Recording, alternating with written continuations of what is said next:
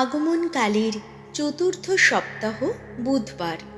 প্রথম পাঠ সামুয়েলের দ্বিতীয় গ্রন্থ 7 অধ্যায়, পদ সংখ্যা 1 থেকে 5, 8 থেকে 12, 14 এবং 16। ঈশ্বরের অনুগ্রহে দাউদ বংশের রাজত্ব চিরস্থায়ী হয়ে থাকবে। যখন রাজা দাউদ নিজের প্রাসাদে থাকতে শুরু করেছেন এবং ভগবান যখন চারপাশের সমস্ত শত্রুর উৎপাত থেকে তাকে মুক্ত করে দিয়েছেন, তখন রাজা একদিন প্রবক্তা নাথানকে বললেন, দেখুন, আমি তো দিন কাটাচ্ছি ইরস কাঠ দিয়ে তৈরি একটি প্রাসাদে, আর ঈশ্বরের মঞ্জুষাটি কিনা পড়ে রয়েছে একটা পর্দা ঘরে। নাথান তখন রাজাকে বললেন, বেশ, আপনার যা করতে মন চায় আপনি তাই করুন, ভগবান তো আপনার সঙ্গেই আছেন। কিন্তু সেদিন রাতে প্রবক্তা নাথানের প্রতি উচ্চারিত হল ভগবানের এই বাণী, যাও, তুমি আমার সেবক দাউদকে গিয়ে বলো, ভগবান এই কথা বলছেন, আমার থাকবার জন্যে একটি মন্দির তুমিই কি গেঁথে তুলবে? তোমাকে আমি চারণভূমি থেকে মেষপালের পিছন থেকে নিয়ে এসেছি, যাতে তুমি আমার আপন জাতি ইসরায়েলের শাসক হয়ে উঠতে পারো। তোমার সমস্ত অভিযানে আমি তোমার সঙ্গেই থেকেছি, তোমার সামনের যত শত্রুকে বিনাশ করেছি। আমি পৃথিবীর সবচেয়ে মহৎ ব্যক্তিদের মতোই মহান একটি নাম দেব তোমায়। আমার জাতি ইসরায়েলের মানুষদের জন্যে স্থায়ী বাসভূমির ব্যবস্থা করব আমি। সেখানে তাদের আমি যেন বৃক্ষেরই মতো রোপিত করব, যাতে তারা বরাবর সেইখানে থেকে যেতে পারে। তাদের আর কখনো বিপন্ন হতে হবে না। দুর্জনেরা তাদের আর নিপীড়ন করতে পারবে না, যেমনটি সেই আগে করত, যখন আমার আপন জাতি ইসরায়েলের শাসক পদে সেই জননায়কদের আমি নিযুক্ত করতাম। তোমাকে আমি তোমার সমস্ত শত্রুর উৎপাত থেকে মুক্তই রাখব। ভগবান এও তোমাকে জানিয়ে রাখছেন যে তিনি ভগবান তোমার নিজস্ব একটি বংশের প্রতিষ্ঠা করবেন। তিনি বলছেন, তোমার আয়ুষ্কাল শেষ হওয়ার পর তুমি যখন তোমার পিতৃপুরুষদের পাশে শায়িত হবে, তখন আমি তোমার উত্তরাধিকারী রূপে সিংহাসনে বসাবো তোমারই একজন বংশধরকে, তোমারই নিজেরই এক সন্তানকে, এবং তার রাজত্ব আমি সুপ্রতিষ্ঠিত করব। আমি তার পিতাই হব, সে হবে আমার পুত্র। আমার অনুগ্রহে তোমার বংশ ও তোমার রাজত্ব চিরস্থায়ী হয়ে থাকবে, তোমার সিংহাসন অটল থাকবে চিরকাল। প্রভুর বাণী। শাম সঙ্গীত ধুয়ো। হে ভগবান, চিরদিন আমি গেয়ে যাব তোমার করুণা গাথা। ওগো ভগবান, তোমার করুণা গাথা চিরদিন গেয়ে যাব আমি। কত যে বিশ্বস্ত তুমি, সেই কথা বলে যাব যুগে যুগান্তরে। আমি তো সকলকে বলি, চিরস্থায়ী করুণা তোমার, স্বর্গলোকে স্থিত মূল বিশ্বস্ততা তোমার। ধুয়ো।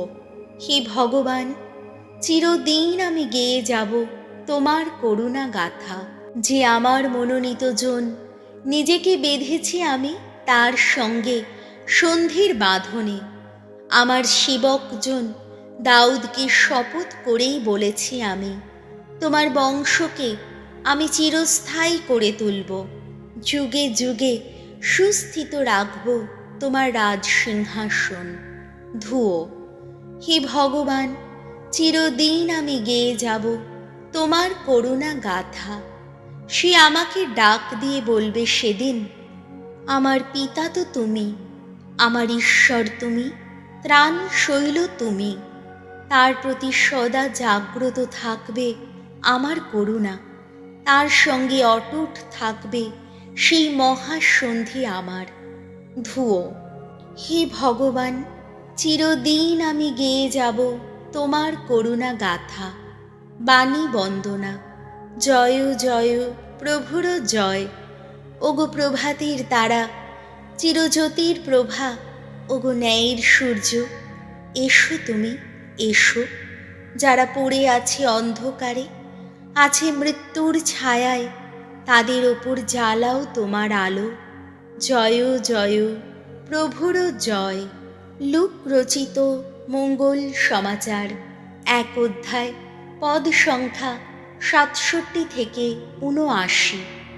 ঈশ্বরের দয়ায় উষার সেই জ্যোতি ঊর্ধ্ব থেকে আমাদের সামনে এসে দেখা দেবে। দীক্ষাগুরু যোখনের জন্মের সময় তার পিতা জাকারিও পবিত্র আত্মার প্রেরণায় উদ্বুদ্ধ হয়ে উঠলেন। তিনি এই প্রাবক্তিক বাণী উচ্চারণ করলেন, ধন্য প্রভু, ধন্য ইসরায়েলের ঈশ্বর, আপন জাতির কাছে নিজেই এসেছেন। তিনি খুলে দিয়েছেন সকলের মুক্তির পথ। আমাদের জন্যে তিনি তার সেবক দাউদের বংশে এক ত্রাণ শক্তির জাগরণ ঘটিয়েছেন, যেমনটি করবেন বলে তিনি প্রাচীন কাল থেকেই ঘোষণা করে এসেছেন তার পুণ্যাত্মা প্রবক্তাদের মুখ দিয়ে। তিনি তো বলেই ছিলেন তিনি আমাদের উদ্ধার করবেন যত শত্রুর হাত থেকে, যারা আমাদের বিদ্বেষ করে তাদেরই হাত থেকে। আর এইভাবে তিনি আমাদের পিতৃপুরুষদের প্রতি তার করুণা দেখাবেন। এইভাবেই স্মরণে রাখবেন তার সেই পবিত্র সন্ধির কথা, আমাদের পিতৃপুরুষ আব্রাহামের প্রতি উচ্চারিত তার সেই মহাশপথের কথা। সেদিন তিনি তো শপথ করেই বলেছিলেন আমাদের এমনই অনুগ্রহ করবেন তিনি, যাতে শত্রুর হাত থেকে রক্ষা পেয়ে আমরা তার দৃষ্টিতে পবিত্র ধর্মিষ্ঠ হয়ে উঠতে পারি, নির্ভয়ে আজীবন তার সেবা করে যেতে পারি। আর তুমি শিশু আমার, তুমি পরাৎপরের প্রবক্তা বলেই পরিচিত হবে। প্রভুর অগ্রদূত হয়ে তুমি তার আশার পথ প্রস্তুত করে দেবে। তার আপন জাতির মানুষকে জানিয়ে দেবে পরিত্রাণের কথা, তাদের পাপ মোচনে সাধিত পরিত্রাণেরই কথা। এমনই দয়াময় স্নেহময় আমাদের ঈশ্বর। তাঁরই দয়ার উষার সেই জ্যোতি ঊর্ধ্ব থেকে আমাদের সামনে এসে দেখা দেবে তাদেরই আলো দিতে, যারা পড়ে আছে অন্ধকারে, আছে মৃত্যুর ছায়ায়, আর আমাদের পদক্ষেপ চালিত করতে মহাশান্তির পথে। প্রভু যিশুর মঙ্গল সমাচার।